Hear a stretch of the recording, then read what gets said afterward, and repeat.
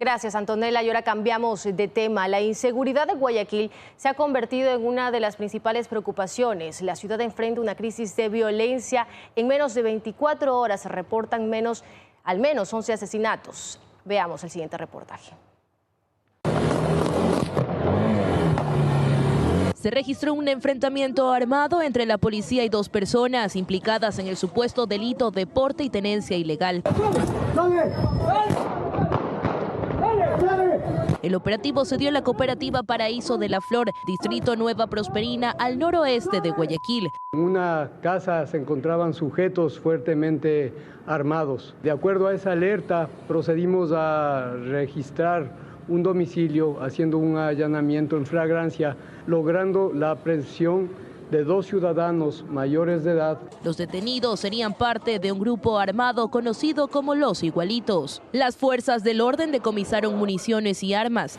Esta madrugada, un agente de tránsito fue asesinado en una discoteca ubicada en Urdesa. El uniformado se encontraba junto con su esposa. Minutos antes del ataque en el interior del establecimiento se produjo una riña entre varias personas. 3 personas fueron asesinadas dentro de una peluquería cerca de las 20 horas del viernes en las calles Los Ríos y Sedalana en el centro sur de Guayaquil. Por asesinar a una persona que sabíamos que ha tenido ya varias amenazas de muerte, fueron y victimaron a 3 personas, incluido la persona que se encontraba ahí como propietario de la peluquería. Hay una menor herida también que se encuentra estable ya en el hospital del niño, de una niña de aproximadamente 7 años de edad, que es un daño colateral. En Gómez Rendón, entre la 22 y la 23, cerca de una estación de servicio, sujetos armados llegaron hasta un lugar donde se venden jugos y dispararon a un ciudadano. La víctima fue atendida por los paramédicos y luego llevado hasta una casa de salud. Estos hechos de violencia se suman a los ocurridos en el distrito Pascuales, como la pareja que fue asesinada en el interior de un auto en Los Brejeles, norte de Guayaquil. Ambos tenían antecedentes penales. El ataque armado que dejó 10 baleados en una discoteca en Bastión Popular. Como resultado, 2 mujeres fallecieron y 8 personas quedaron heridas. Horas después, en Bastión Popular también se reportó el doble crimen de un hombre y una mujer. Sus cuerpos quedaron baleados en la vereda diagonal a una iglesia en el kilómetro 12 de la vía Adaule. Según reportes, un sujeto en tricimoto habría llevado a la pareja hasta este punto y los ejecutó para luego huir. En la Marta de Roldós, el secuestro de una mujer de origen asiático en el norte de Guayaquil que quedó registrado en video cuando la comerciante se encontraba dentro de su local. Aún no se conoce su paradero. El jueves por la mañana, un caso que conmocionó a la ciudad de Guayaquil. Un menor que iba en un auto junto con su padre a una cita médica recibió un disparo en la cabeza. Según información preliminar, 2 conductores se pelearon. Uno de ellos estaba armado y comenzó a disparar. En ese momento, una de las balas impactó al menor que se encuentra hospitalizado. Y no termina ahí, la violencia también se traslada a otros sectores. 5 personas fueron halladas, estranguladas y calcinadas en la ruta del Espondilus en la provincia de Manabí. Entre las víctimas se encuentra un menor de edad y una mujer. En la provincia de Manabí, 5 personas fueron halladas calcinadas dentro de una guardarraya. Entre ellos un menor de 16 años y una fémina quien sería la madre del adolescente. Entramos y encontramos un vehículo incinerado. Hay 5 cuerpos incinerados que nuestros equipos de criminalística científica está tratando de identificar a las personas que fueron incineradas. Encontramos en el lugar armas cortopunzantes como machetes, encontramos indicios balísticos. Las investigaciones se extendieron hasta más de 4 horas, realizando el barrido con el helicóptero policial. Nosotros vamos a seguir las investigaciones, nuestros equipos de investigación, de INASED, de inteligencia, ya están verificando unos lugares donde posiblemente vamos a hacer allanamientos a tratar de ver si se puede identificar a estas personas y obviamente poner las órdenes de autoridad competente. Las víctimas fueron identificadas como Luis Eduardo Franco Anchundia, Juan Emilio Franco Anchundia, Dani Alexander Pilay Mero, Carmen Molina Morillo y el adolescente de 16 años, John Jairo L.M. Ustedes saben que aquí nosotros ya hicimos un allanamiento hace unos meses atrás, en el mes de febrero, hicimos un allanamiento aquí donde encontramos 12 fusiles, 11 personas aprehendidas. No sé si ustedes recuerden, aquí se hizo el allanamiento y este grupo fue identificado, este GDO era de Los Lobos. Aquí cuando hicimos el allanamiento directamente se le identificó y se puso a órdenes de la autoridad competente. Este sería el tercer ataque perpetrado cerca de este lugar. Además, se registraron 2 sicariatos en la misma localidad. Las investigaciones dictaminan que es un espacio utilizado para los grupos delictivos relacionados al narcotráfico. Daniel Moreira, Teleamazonas. Y una cooperativa de transporte urbano en Babahoyo, provincia de Los Ríos, suspendió sus recorridos tras un ataque armado. Durante la madrugada, 3 buses fueron baleados por una banda mientras se preparaban para operar. Según la cooperativa, habían recibido amenazas de grupos extorsivos que exigían pagos ilegales. La paralización afecta a cientos de usuarios, principalmente en rutas como la de Babahoyo-Juján. Y robos a locales y a personas, extorsionan a negocios y a empresas también de minería. Son algunos de los hechos que aquejan a Camilo Ponce Enríquez en la provincia de La Suay. Estos hechos están ligados a la operación de la minería ilegal por parte de grupos delictivos. Hace varios años atrás, Camilo Ponce Enríquez era considerado un verdadero paraíso natural por sus ríos cristalinos, montañas y la tranquilidad de su gente. Pero esta imagen ha cambiado radicalmente los últimos 5 años. La propagación de la minería ilegal impulsada por bandas delictivas como Los Lobos ha desatado una ola de violencia incontrolable. Uno de los efectos más graves de esta situación es la extorsión a locales comerciales y empresas mineras que operan de forma legal, donde los montos exigidos por las bandas delictivas pueden arrancar desde los $200 y superar incluso los $20.000. Esto ha generado que varios dueños de locales comerciales cierren sus puertas definitivamente y abandonen su amado cantón. Tenemos algunos conocidos, más que todo de aquí del cantón. Unos se han ido, han emigrado, de acuerdo a esta situación que se está viviendo. ¿En la noche se puede caminar tranquilo? No, para nada. Con temor de que te vayan a robar. No, es completamente diferente. Ante esta situación, muchos prefieren guardar silencio por los actos delictivos que presencian o conocen. Y los que se atreven a denunciar han sido directamente amenazados por miembros de estas bandas delictivas. Simplemente que cuando intentan callar hay que hacerles caso porque si no en la noche te visitan. Las autoridades brillan por su ausencia, no hay comisario, no hay jefe político. Muchos moradores de Ponce Enríquez no dan la cara porque hay miedo. ¿Miedo a la delincuencia y las bandas delictivas? Se puede decir que sí. Por otro lado, en las últimas 3 alcaldías del cantón, ningún alcalde ha logrado frenar el avance de la minería ilegal, pese a que son los responsables de otorgar los permisos del uso del suelo. La ausencia de control ha facilitado el crecimiento de estas operaciones clandestinas y con ellos la expansión del crimen organizado. Y con el objetivo de conocer qué acciones se están tomando desde la administración actual, acudimos a las instalaciones del municipio de Camilo Ponce Enríquez.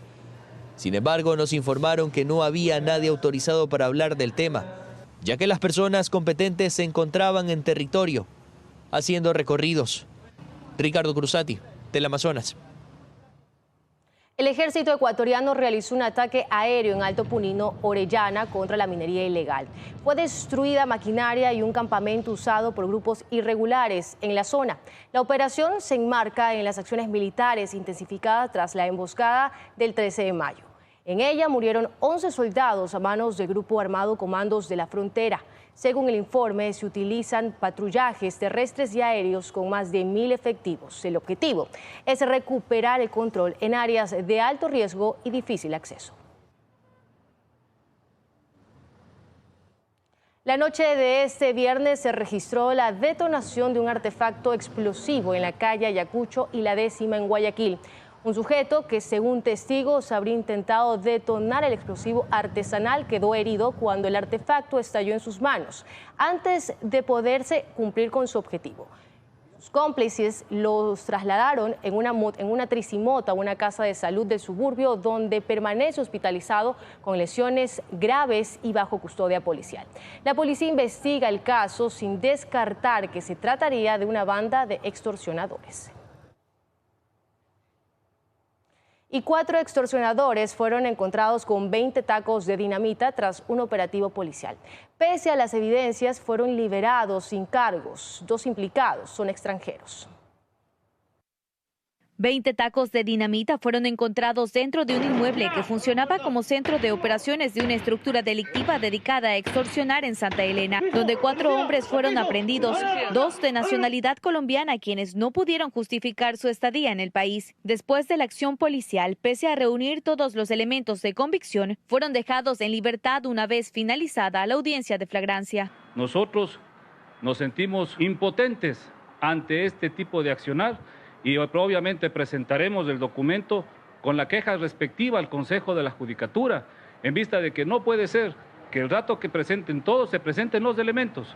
E inclusive, vuelvo y repito, 2 ciudadanos extranjeros que estaban de manera irregular y que no podían justificar el arraigo, fueron puestos nuevamente en libertad. Y esta banda viene operando en el delito de extorsión a nivel de la provincia.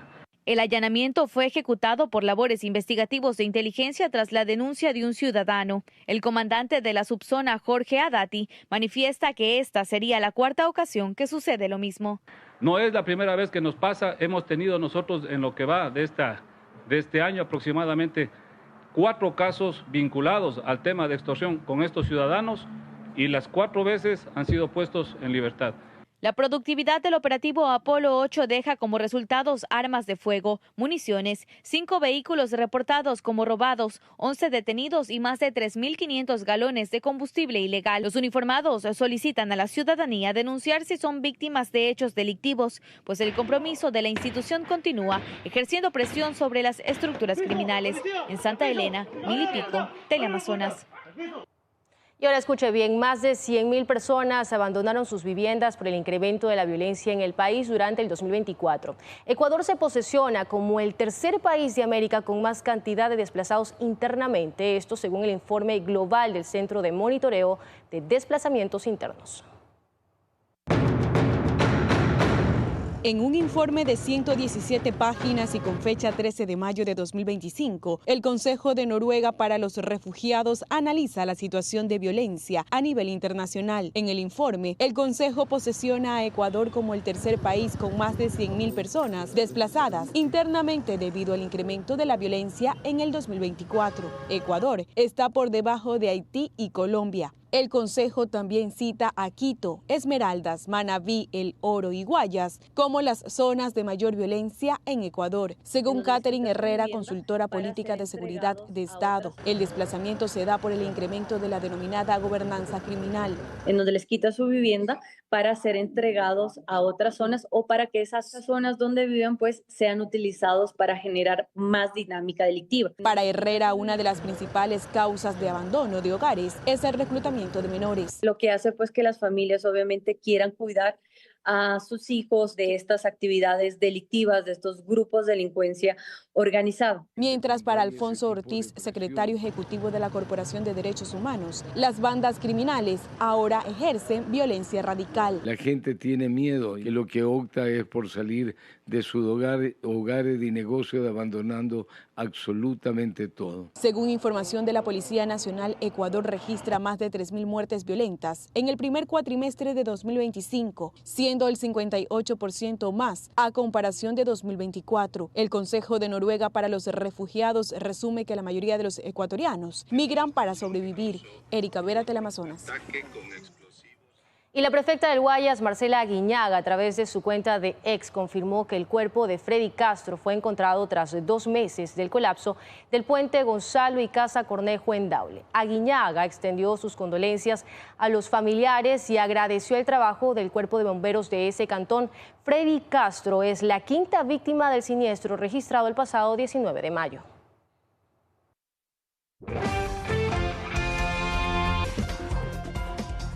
Amigos, estamos de regreso con más información. Gracias por seguir en nuestra sintonía. El proyecto de ley para combatir las economías criminales pasó el primer debate.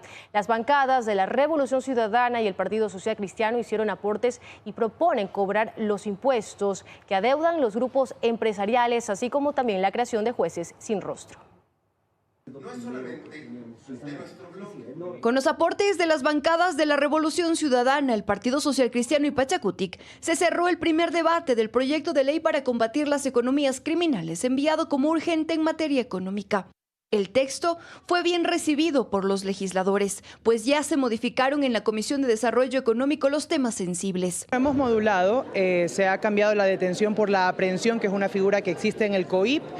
Lo que hemos hecho es que no sea solo por 24 horas, sino hasta por 48 horas. En cuanto a los allanamientos sin orden judicial, en el marco del conflicto armado interno, siempre y cuando sea para combatir al crimen organizado, a la delincuencia organizada, y con un informe previo de inteligencia, se va también a permitir. La asambleísta Jairén Noriega del Correísmo tomó la palabra. Propuso cambios respecto a los indultos anticipados, el uso de menores en delitos derivados de crimen organizado y uno más sobre recaudación. Es por eso que le proponemos a este país, como bancada de la Revolución Ciudadana, que se cobre el 100% de las deudas en firme que tienen los principales grupos económicos con este país. En el Partido Social Cristiano anunciaron su respaldo a la norma. No hemos tenido que hablar con el gobierno para esta ley. Es bastante positiva, más aún luego de los cambios que le ha hecho la comisión. Este proyecto de ley tipifica como delito el pertenecer a una organización delictiva y también permite la donación de empresas privadas a la policía y Fuerzas Armadas. Si no les damos herramientas a los policías nacionales, ¿cómo nos van a defender? Hubo pedidos para que se incluya en el texto garantías en el ejercicio de la justicia, tanto para jueces y policías. Aquello que han dicho los policías, de que hablemos de una protección de la identidad de los miembros policiales, quiero extender también que vayamos de una buena vez a la lógica de los jueces sin rostro. Pregunto yo, ¿dónde están las medidas tributarias y financieras para asfixiar las estructuras criminales? ¿Dónde está la inversión en inteligencia financiera, en control aduanero, en trazabilidad de activos? Estas observaciones irán a la Comisión de Desarrollo, donde está previsto que se elabore el informe para segundo debate hasta el martes 3 de junio. En Quito, Karen Aro, Teleamazonas. 5 de mayo. Las gerencias de Petroecuador han presentado inestabilidad en los últimos años. Para analistas consultados por este noticiero, la experiencia debe primar en la selección de los funcionarios.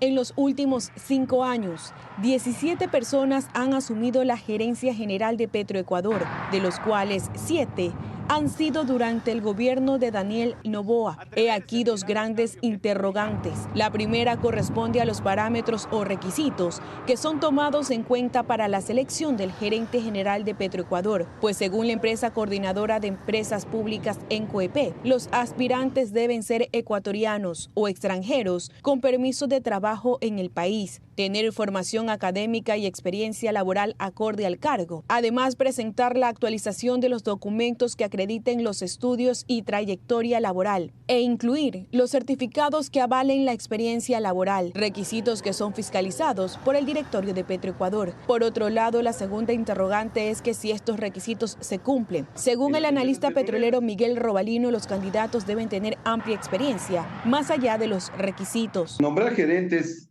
con conocimiento, con experiencia, con ética en las empresas petroleras, fundamentalmente van a garantizar la seguridad, van a garantizar la eficiencia y el éxito de la empresa. Mientras, Ivo Rosero, presidente de la Cámara de Distribuidores de Derivados de Petróleo del Ecuador, señala que la selección debe tener un proceso especial. El perfil adecuado es una persona que tenga experiencia en el manejo de refinerías y que venga con un equipo de trabajo, porque no es solamente el gerente, tiene que traer con técnicos que sean de su confianza y que estén a la misma altura.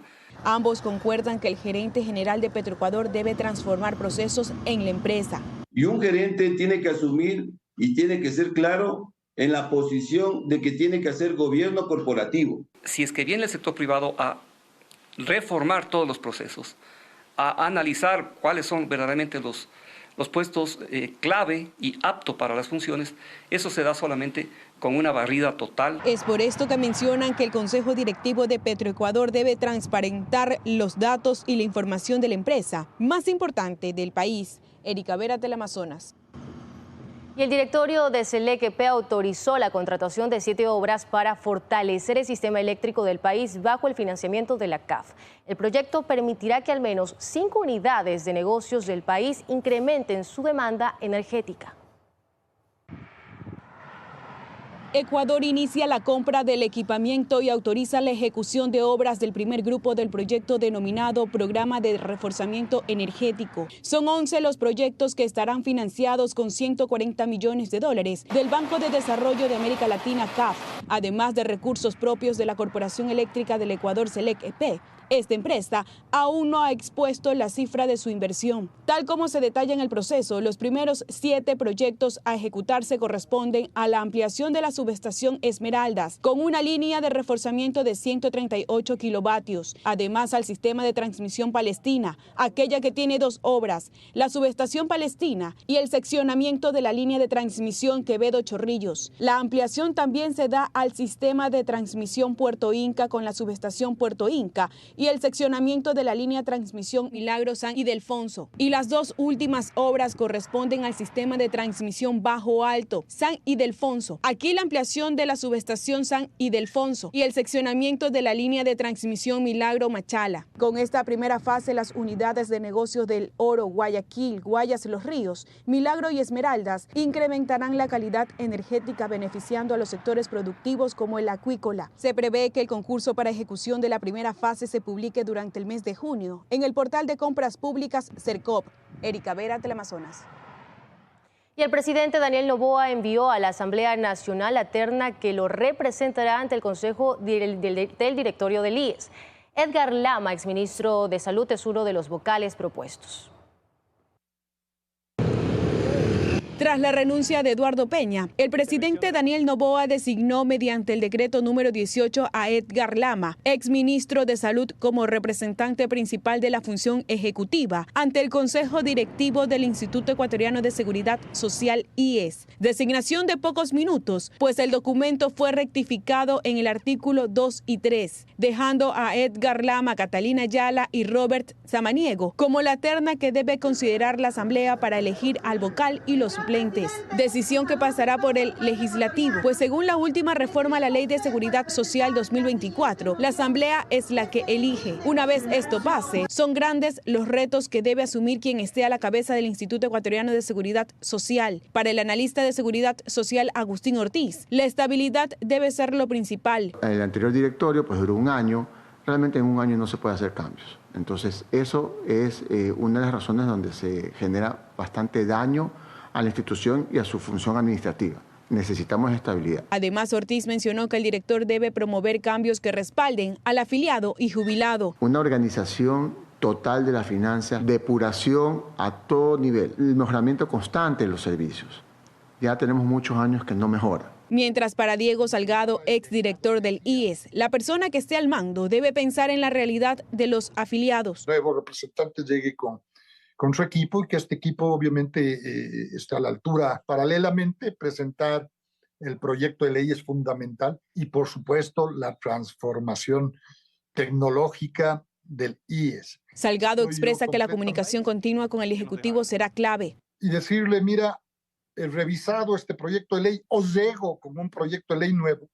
Por favor, ayúdame a que en la Asamblea se trate. La Asamblea deberá elegir a la terna 15 días después de la recepción del documento. Es decir, a mediados del mes de junio se debería conocer al representante del IES. Erika Vera, Teleamazonas. Restablecer el Instituto Nacional de Higiene Leopoldo Izquieta Pérez de Guayaquil ayudaría a evitar brotes de enfermedades como la tosferina, afirman especialistas. La readecuación podría tardar hasta 2 años y también podría costar hasta $200 millones. Así fue como lucieron los centros de salud en Guayaquil a inicios de mayo, totalmente colapsados. Padres de familia buscaban vacunas contra la tosferina y fiebre amarilla. Médicos afirman que la falta de dosis a ciertas horas del día se pudo haber evitado si estuviera operativo el Instituto Nacional de Higiene Leopoldo Isqueta Pérez. Y es que durante más de 70 años el instituto impulsó el desarrollo de vacunas, entre las que constaba la pentavalente. También aportó a la vigilancia epidemiológica, además elaboraba sueros antiofídicos que sirven para neutralizar el veneno de las serpientes al momento de una picadura. En 2012 se tomó la decisión de eliminar el instituto mediante decreto y se lo dividió en dos, en el INSPI y ARCSA. El daño que se le ha hecho a la salud pública del país es tremendo. A inicios de año, el mandatario Daniel Noboa, durante una visita al avance de la construcción del Laboratorio de Bioseguridad Nivel 3 del INSPI, aseguró que su gobierno busca recuperar el prestigio nacional en el tema de vacunas. Nosotros debemos de trabajar en lo importante, en lo sostenible, en darle de nuevo al Ecuador lo que tenía. De su parte, especialistas aseguran que restablecer el Instituto Isqueta Pérez podría tardar 2 años y tendría un costo de aproximadamente $200 millones. Porque tiene que montar infraestructura, tiene que montar equipos de investigación. Mientras tanto, los galenos sugieren al Ministerio de Salud establecer alianzas con universidades para la elaboración de vacunas. Ejemplo, la de sarampión, porque ya hay sarampión en el resto de la región y de aquí a 4, 5, 6 meses vamos a estar hablando de que ya tenemos casos de sarampión.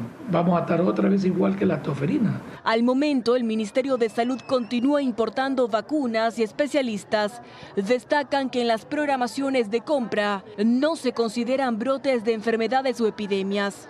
No es la primera vez que Ecuador intenta reanudar la elaboración de vacunas. Bernarda Ceballos, Teleamazonas.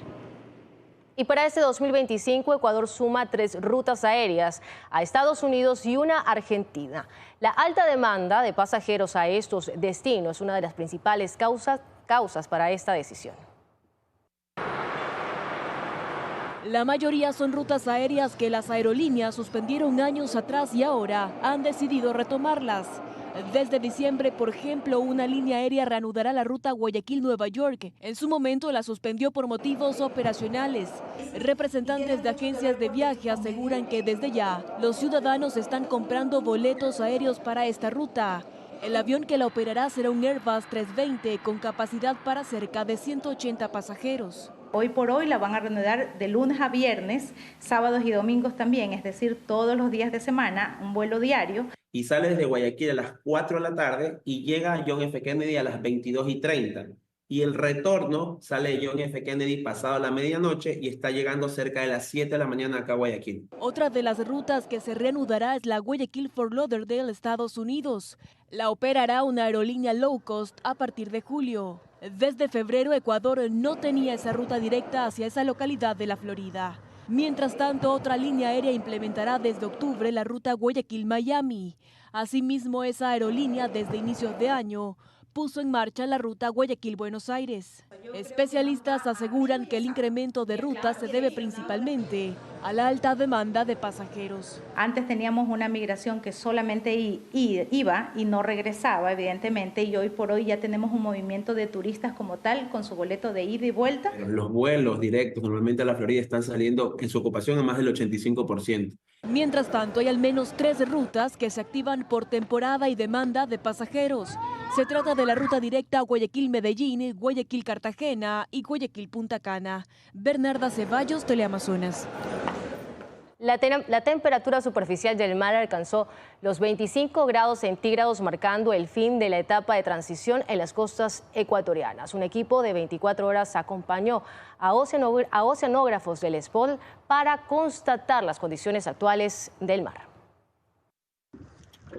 Oceanógrafos del SPOL toman el pulso del mar semanalmente frente a nuestras costas. Este informativo acompañó al investigador Franklin Ormaza junto a su equipo mar adentro a 2 millas de Allangue. Allí miden la temperatura, salinidad y profundidad del agua para comprender el comportamiento del océano y la estación actual. Durante esta visita se han reportado condiciones oceanográficas neutras propias de la temporada, anunciando el fin del periodo de transición de invierno a verano. La transición ha prácticamente pasado ya, ocurrió en el sur. sur y la transición se va moviendo hacia el norte. Esto es bueno porque hay una estabilidad en las aguas y hay una estabilidad en los procesos biológicos. Entonces, es bueno, o sea, el mar está en unas condiciones bastante adecuadas. Sin embargo, puede ocurrir de repente alguna anomalía, algún evento, y para eso lo chequeamos. Los resultados son de profundidad a 50 metros, 20 grados centígrados, a superficial de 25 grados centígrados. El INOCAR informó mediante sus redes oficiales que se prevé el arribo de un oleaje del suroeste hacia la costa continental e insular del país, condición propia de la época. En el verano,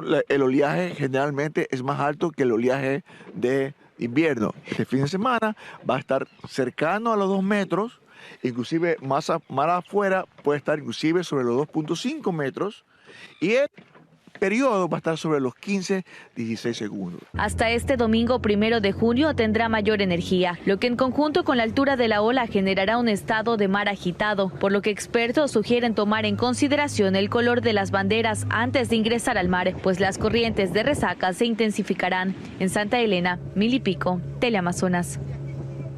Seguimos repasando más emociones que nos dejó este importantísimo partido. Por eso Gisela Buendía desde Múnich, Alemania, nos trae también un completo informe de la previa y de todas las emociones que se vivieron previo a este importante duelo.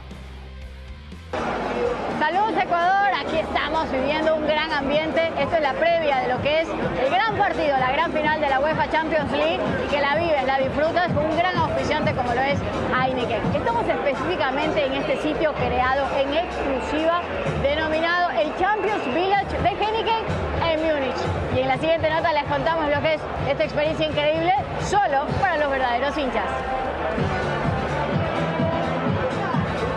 Desde el Champions Village de Heineken en Múnich vivimos una previa inolvidable, totalmente exclusiva para la gente de Heineken y solo para verdaderos hinchas. En la llegada al estadio Allianz Arena, ante más de 70.000 espectadores, llegamos a esa zona exclusiva, a la Champions Village, donde con música, juegos, regalos y muchísima Heineken, ya sea regular o cero, disfrutas y vas calmando un poquito esos nervios previo al partido. Como siempre, con Heineken vivimos otra experiencia inolvidable, porque vives la Champions por Heineken. Bien amigos, nosotros nos despedimos acá desde Múnich con un gran ambiente, un espectacular lugar, un gran recibimiento, como siempre, muy completo. Gracias a Heineken, nosotros despedimos de Múnich. Un beso inmenso para todos en estudios.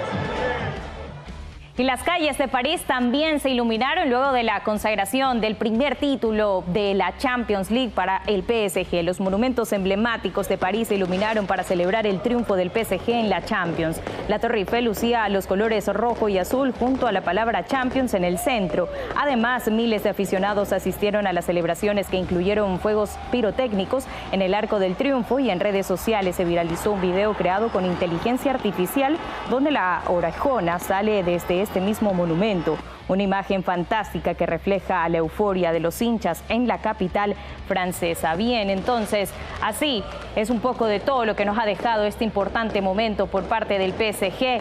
Como protagonista William Pacho, nosotros acá también en nuestro país celebramos este importante triunfo. Orgullo tricolor, previo también a lo que se viene en las eliminatorias la próxima semana. Seguimos con el fútbol.